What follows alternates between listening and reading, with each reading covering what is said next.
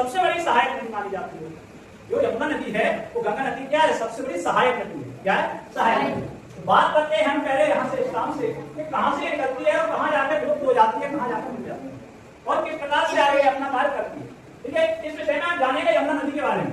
तो यमुना नदी बेटा मैंने आपको पहले भी बताया था कि जिस प्रकार से गंगा नदी निकलती है हिमाचल प्रदेश में जो स्थान है आपका, यानी कि हिमालय से, कहां से, हिमालय, जो कि हिमालय है आपका, हिमालय जो हिमालय आपका बड़ा हुआ, वहां उत्तराखंड की बात करें, उत्तराखंड में आपका निकलता है जिस प्रकार से गंगा नदी निकलती थी गंगोत्री से, इसी प्रकार यमुना नदी जो है वो कहां से निकलती है, यमुनोत्री से निकलती है, यमुनोत्री हिमालय में निकलती है,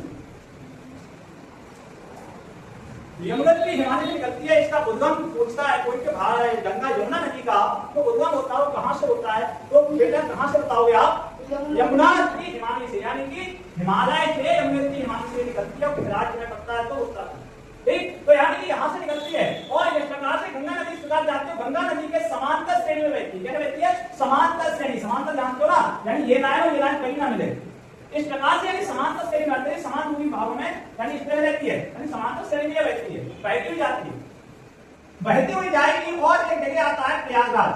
क्या रहता है, प्रयागराज,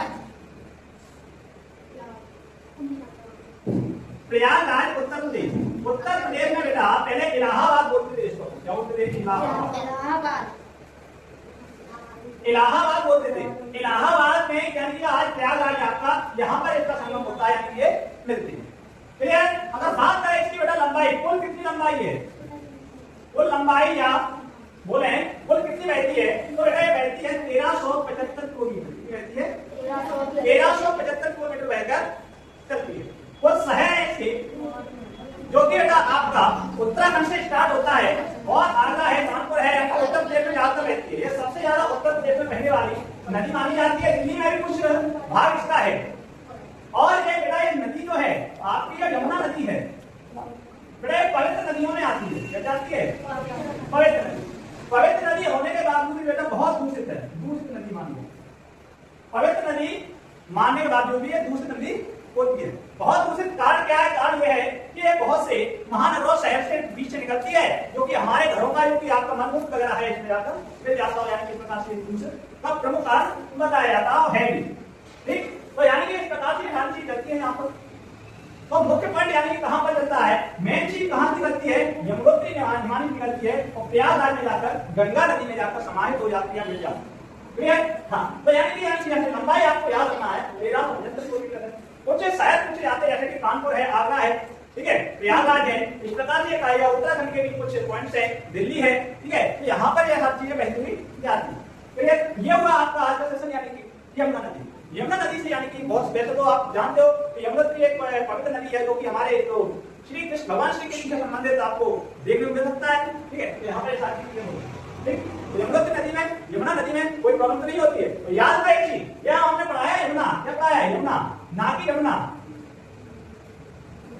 बहुत से बेटा इसको जमुना भी बोलते हैं, जमुना रियलिटी लाइफ में, यानी कि रियलिटी में ये यमुना कौन सी है, यमुना है और ये वाली नहीं। मैंने पहले ही बताया है कि जमुना नदी वास्तविकता में कहाँ है, बांग्लादेश में। कहां पर है, बांग्लादेश में। बांग्लादेश में यमुना है जिसका बेटा ब्रह्मपुत्र को बोलते हैं। ब्रह्मपुत्र नदी को क्या बोलते थे, यमुना बोलते हैं। याद रखना, ये नदी जो है हमारी यानी कि यमुनोत्री के हिमालय से निकलती है, वो कौन सी निकलती है, यमुना निकलती है। कौन सी निकलती है, यमुना, ना कि यमुना। तो बहुत सारे कंफ्यूज नहीं होना है, ठीक है, क्लियर है ना, तो अच्छे से समझ आ गया होगा। अच्छे से यानी कि आपको याद रखना है और आगे चलते आपको ये काम आए तो आप उन क्वेश्चनों को सॉल्व करना है। ठीक है, देखते हैं अभी नदी के विषय में।